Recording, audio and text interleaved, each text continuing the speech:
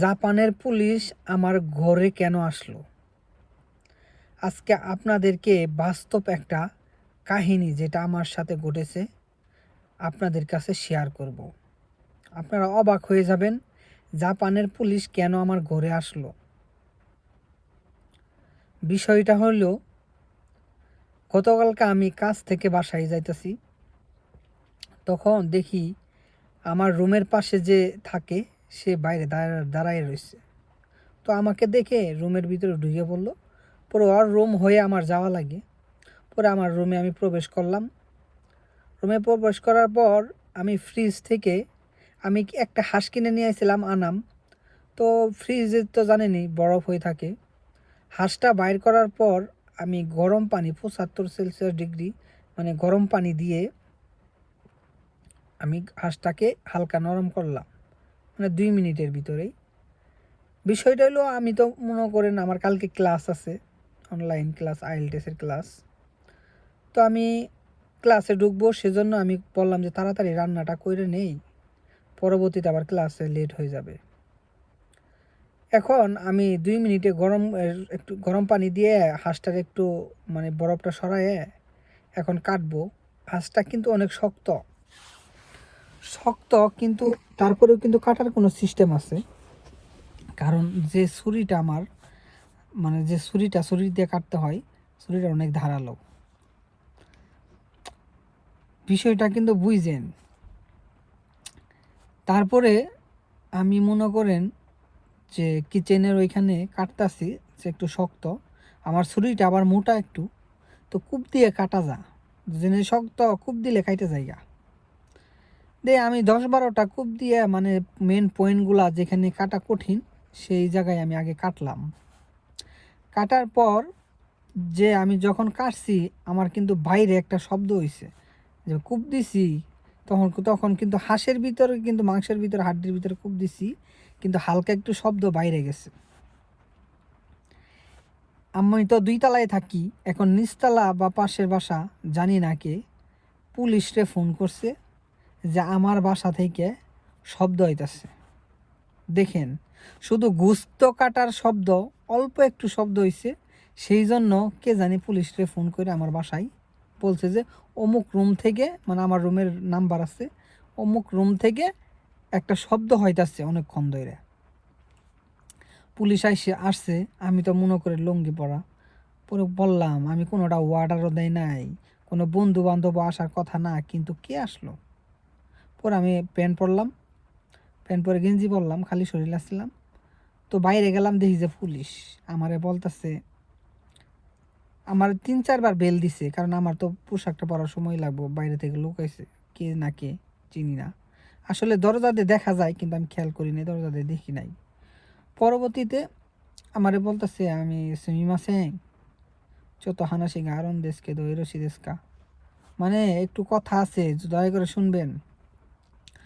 আমি বললাম হ্যাঁ বলেন।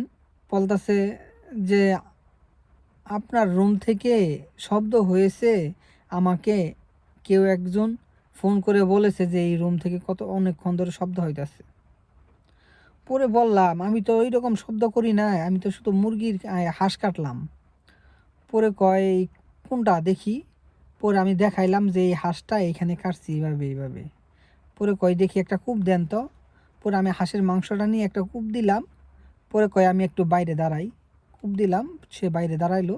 পরে দেখে যে হালকা আওয়াজ হয়। পরে বলল ঠিকই তো আছে, এরকম তো আওয়াজ হইলে সমস্যা নাই, কিন্তু আপনি বেশি শব্দ করেন না, কারণ এখানে মানুষ বসবাস করে, এই সময়টা সবাই কাজ থেকে বাসায় আসে, একটু রিল্যাক্সে যে শান্তি মতো থাকতে পারে, সেই জন্য মানে ও কি মানে বড় সাউন্ড যে না হয়, সতর্ক থাকবেন। আর আমি তো একাই থাকি, একাই রুমে। আমার রুম দেখতেছে, দেখে কই এত পরিষ্কার রুম বিদেশিদের। আমি বললাম হ্যাঁ, আমরা পরিষ্কার করে রাখি সবসময়। পরে বলল যে এখানে কি তুমি একাই, মানে ও ভিতরে দেখতে চাইতেছে, ঢুকতে চাইতেছে, মানে আমি একাই কিনা। আওয়াজটা কি মুরগি কাটার হয়েছে, হাঁস কাটার হয়েছে, নাকি ভিতরে লোক আছে এই আওয়াজ হয়েছে, নাকি অন্য কোনো প্রাণী টানি নিয়ে কাটতেছি, ওগুলো সন্দেহ হইতেছে। এটা কোনোভাবে ওই ভিতরে ঢুকবো রুমের। পরে আমি বললাম আমার তো রুমে সমস্যা নাই, কারণ আমি কোনোটা করি নাই। পরে বললাম নাকা মিতাই দেশকা, মানে ও কি পারতাছে। পরে বললাম ভিতরে কি দেখতে চান। পরে হ্যাঁ একটু ভিতরে প্রবেশ করতাম, কেউ কি আছে আরো হিতরি করাসি দেশকা। বলতেছে তুমি কি একাই থাকো। আমি বলতেছি হ্যাঁ আমি একাই থাকি, তো ভিতরে দেখতে পারেন আপনি। পরে গেল, যাওয়ার পরে সব কিছু দেখলো, দেখার পরে পরে বললো আচ্ছা ঠিক আছে, তুমি বড় শব্দ করো না, কারণ মানুষ ডিস্টার্ব ফিল করতে পারে, তুমি যেটাই করো নিজে সমঝোতা রাখে করবা। তো আচ্ছা ঠিক আছে তাহলে তুমি ঠিক মতো থাইকো এবং শব্দ করো না। পরে গেছে গা, পরে আবার টোকা দিছে আইসে। আমার পরে বলতাছে, আমি বললাম আবারই আইলো কিসের জন্য। পরে বলতাছে মাসে যত বিসা মিশেতে মোরাই মাসকা, মানে বলতাছে যে তোমার ভিসা একটু আমাকে দেখাবা, তোমার নামটা কি, তোমার ভিসার ডেট আছে কিনা এগুলো দেখতে চাইতেছে আর কি। পরে বললাম হ্যাঁ অবশ্যই, পরে দিলাম। পরে বললো ঠিক আছে। পরে আমার ভিসার তো ম্যাচ শেষ হয়ে যাইতেছে গা, 30 তারিখে ম্যাচ শেষ। পরে আমার বলতেছে ভিসার তো হব ম্যাচ শেষ আর কি, বলতেছে ভিসার তো খুব তার দ্রুত ম্যাচ শেষ হবো। আমি বললাম সিনসেই করছি, মানে কি অ্যাপ্লিকেশন করে রাখছি, এখন ভিসাটা আসবো 30 তারিখের পরে। ও আচ্ছা ঠিক আছে বলে আমারে বলতেছে তাহলে ঠিক মতো অ্যাপ্লিকেশনটা করে রাখো, ভিসা যে হাতে পাও, কারণ এখন সব কঠিন হয়ে গেছে। আমি বললাম আচ্ছা ঠিক আছে। পরে আমি মনে করছি পুলিশ গেছে গিয়ে দরজা মেরে দিছি। পরে আমি আবার কি মোবাইলে গান বাজাইতেছি, মানে আস্তে আস্তে গান বাজাইতেছি আর রান্নাটা করতেছি।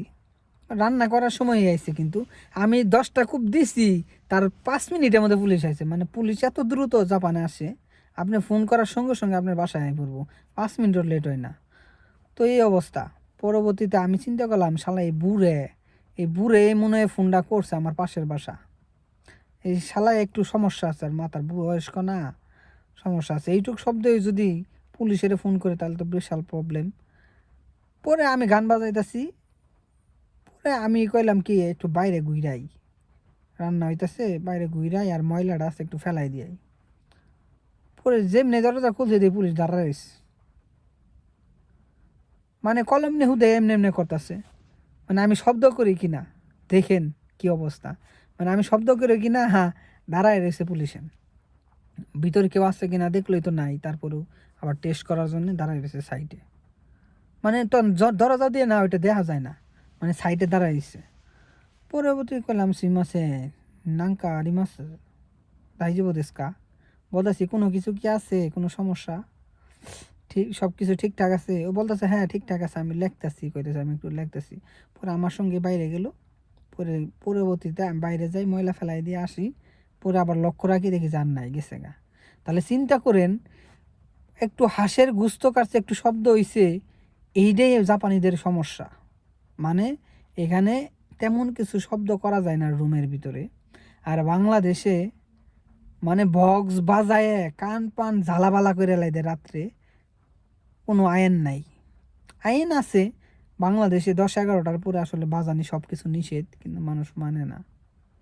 মানুষের রেস্টের জন্য জাপান পৃথিবীর ভিতরে 1 নাম্বার দেশ, মানে কেউ কারোর ডিস্টার্ব করে না এমন একটা রাষ্ট্র। তো আমার গতকালকের কাহিনীটা কেমন লাগলো, যদি ভালো লাগে সবাই পেজটা ফলো করে রাখেন। আমার জীবনযাপনে যা হয় সব কিছু তুলে ধরবো আপনাদের মাঝে।